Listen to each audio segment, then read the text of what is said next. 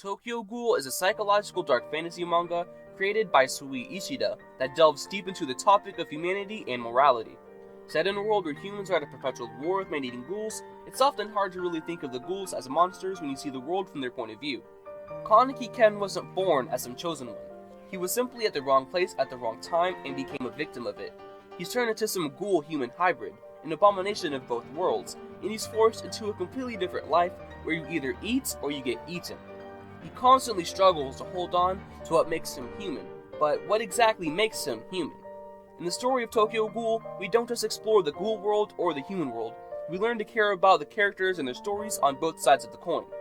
In the early half of Tokyo Ghoul, we're introduced to a young girl named Hinami alongside her mother, Ryoko. Despite the fact that the audience knows Hinami is just a ghoul, she's a character that instantly feels like a human. In one of her first scenes, she bonds with the protagonist Kaneki over their shared love of literature, especially the novels written by the renowned author Sen Takatsuki.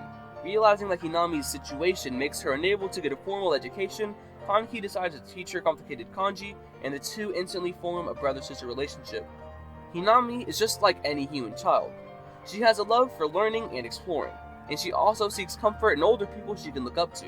Sadly, things take a turn for the worse when her mother Ryoko was killed by Kurei Amado, an esteemed ghoul investigator with a strange reputation.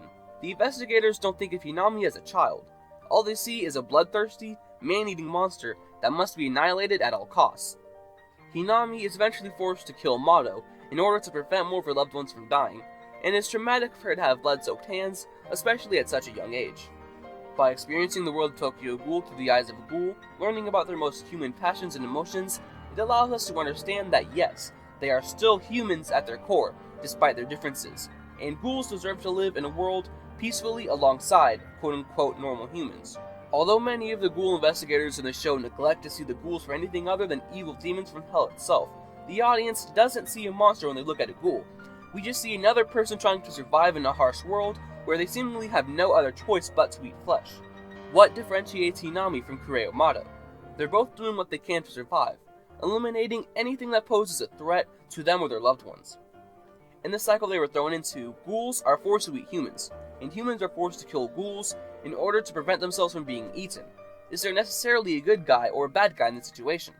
Right after Kaneki turns into a half-ghoul, the series quickly explains that a ghoul's diet consists of human flesh because for whatever biological reason, they physically cannot digest any other food. The first thing that Kaneki does after learning this information is trying to eat as much human food as he can, in order to prove to himself that he isn't in fact a ghoul. This has to be just some sort of nightmare, or that's at least what he wants to believe. He rejects that he's become a ghoul, and obviously that doesn't work out too well. When Kaneki refuses his ghoul side, he's lonely and powerless.